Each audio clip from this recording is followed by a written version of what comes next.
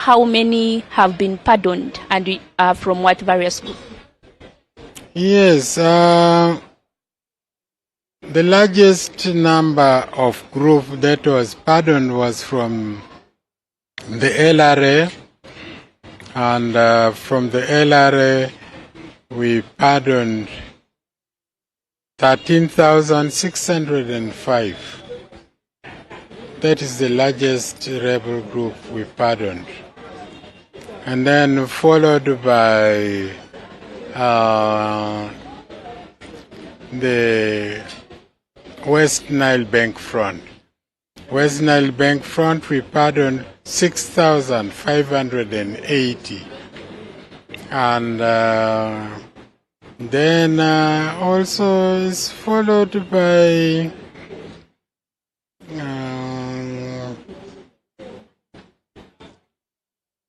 I'm not seeing the number correctly, but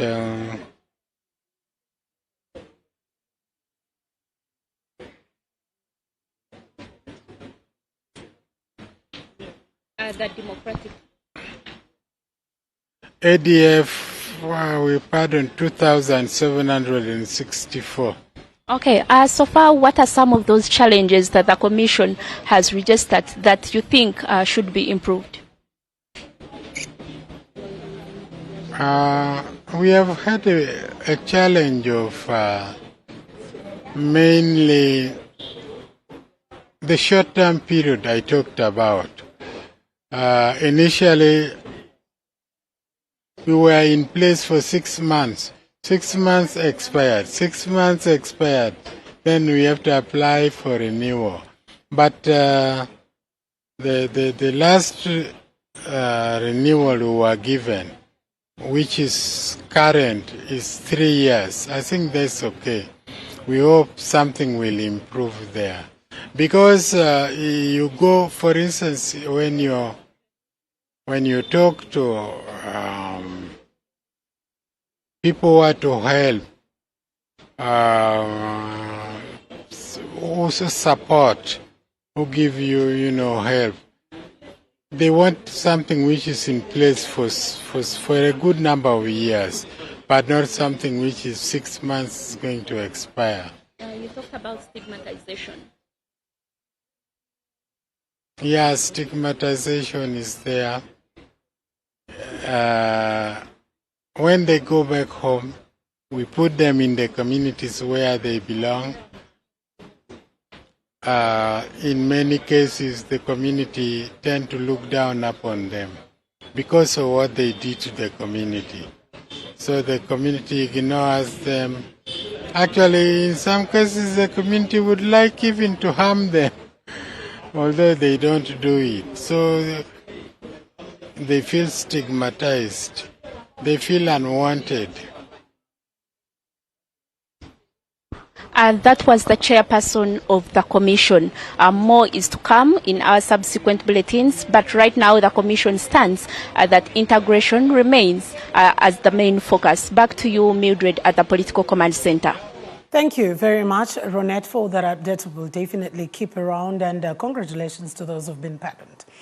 Let's now talk about minerals, where the Bushenyi police have confirmed that 5 people died and several others were injured after a gold mine collapsed in Kayanga village, leaving residents in shock. About 25 people were reportedly mining at the time, and the families had mined the area for about 2 to 3 years, with similar fatal incidents previously reported. Let's get to Alex Mugasha with the details. Alex, talking about human lives, even one is quite a number to speak about. Let's talk about this mining area. Is it gazetted or is it one where there are artisanal miners and the government or authorities do not have any clue about it? Thank you very much, Mildred. Good afternoon to you, and good afternoon to you watching us. Well, the reports that we have is that this gold mine was actually suspended because of insecurities, where artisanal miners would go and, illegally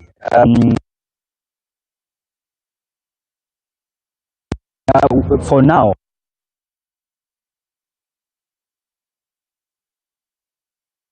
at this very mine found in Kayanga village in Chamhonga sub-county, and we are talking about Bushenyi district. 5 people died. Much as about 25 artisanal miners were, carrying out mining in this very gold mine site. But also, police has confirmed that as we speak now, the mine has been gazetted and security has been deployed to make sure that nobody accesses it at the moment, because of even the neighborhood that is vulnerable to losing their life following the rains that we have at the moment. We visited this site and spoke to security, but also those who do mining in this very area, and these are some of the stories that they shared with us.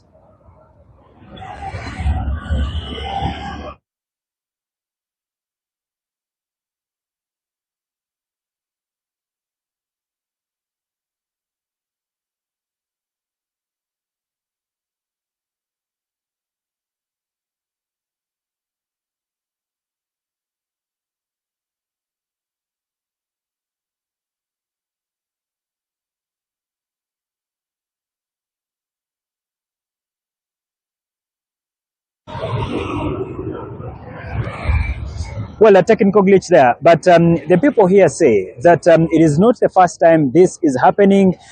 People have been losing lives. In fact, among the 5 that died, there was one family member where their father had actually lost life in the same incident that had happened a couple of years ago. So that shows you that this mine indeed puts people's lives at risk. And now they say that government should actually intervene. In fact, the LC5 chairperson, that is Jafar Basaja Balawa, said that if government can be intentional in as far as gazetting this area, and also, if it is to suspend it forever, then they should, because people will continue losing their lives. So the Deputy Resident District Commissioner for this very area, Bushenyi District, Mr. William Donanto Kasigazi, has confirmed the suspension of this very mine site. We are keeping tabs on this very area to see whether they will go back or not, and whether lives will continue to be lost. That is what is happening for now. Let me get back to you, Mildred, at the Political Command Center.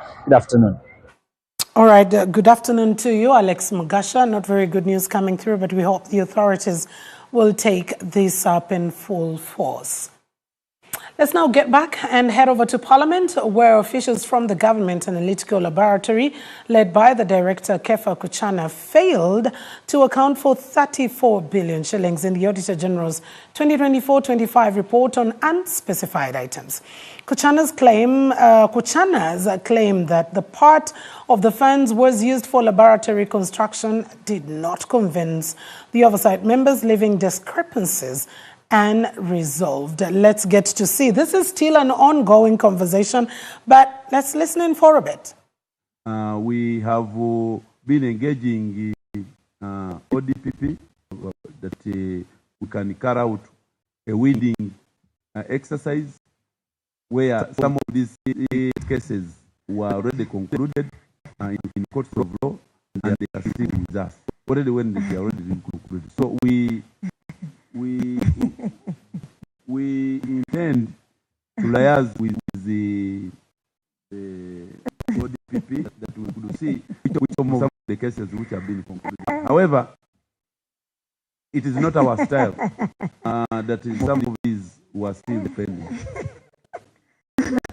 Chief, we are giving you an offer for lunch for this.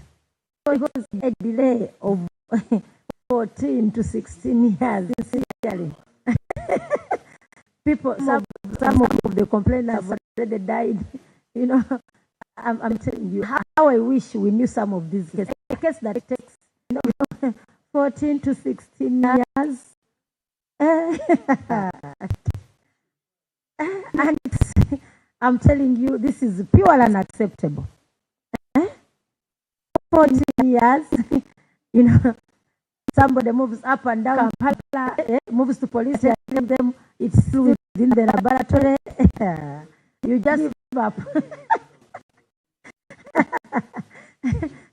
You make somebody pay school fees for all that time. Honorable Chair, that's not the insinuation. This is equivalent to prison. Yeah. it is there are some of the cases which we conclude the reports have not been. Well, it could be laughter, but definitely unironic laughter because of the issues that are coming through from the Auditor General's report. There's a Parliamentary Public Accounts Committee, and we'll give you the details of the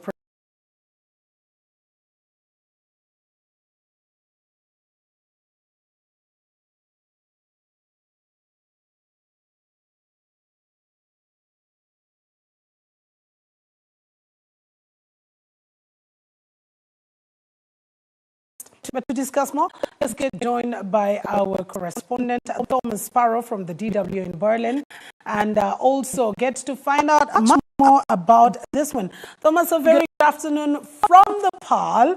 We definitely share the same colors for the flag. But let's talk about the Russia-European war and how Europe, especially the European Union, are marking this 4th anniversary of the war.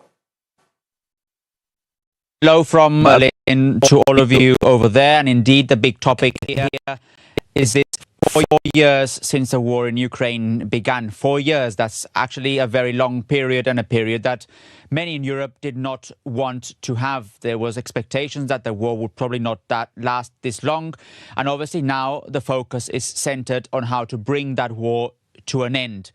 But as part of the commemorations in the last few days, several European leaders actually traveled to Ukraine. Others joined virtually to commemorate the war in Ukraine. But what seems clear is that positions are still there. They're still very much hardened. So whereas Russia believes that it still hasn't achieved its goals in Ukraine, European countries continue to support Ukraine, and they have stressed that they're going to do so as long as necessary, and that be politically, militarily, and also economically. So again, the question is how to bring this conflict to an end, a conflict that now has been going on for 4 years, that has left a lot of damage in Ukraine, and has left many dead in Ukraine, many Russian dead as well, and that is considerably straining also resources here in Europe.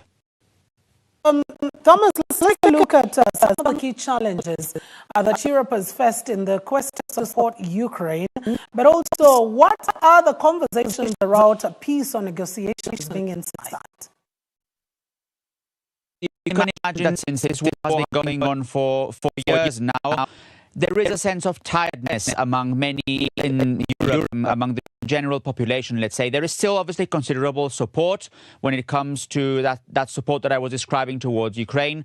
But there's also some sense of fatigue that is growing among parts of the population, and that is something that European leaders certainly have to focus on.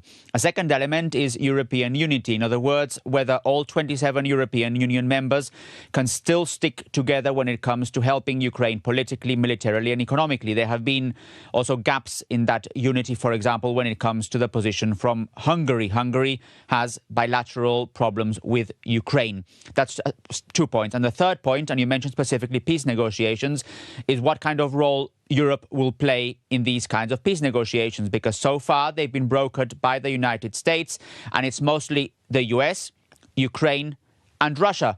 And Europe, that has played a very important role in the last 4 years supporting Ukraine, would like to play also an important role in peace negotiations, and also afterwards, once there is a peace deal in place, in the reconstruction of Ukraine. That remains a very significant challenge from the European perspective. Thank you very much, Thomas Sparrow. Not a great time, of course. I know it is 4 years and it's simply a commemoration, not a celebration of any kind, but hoping that peace will be able to prevail. Well, that's Thomas Sparrow coming to us live from Berlin, our DW correspondent. And that now takes us into a very short commercial break. And when we do return, we'll look at what more we still have lined up for you. Please stay with us.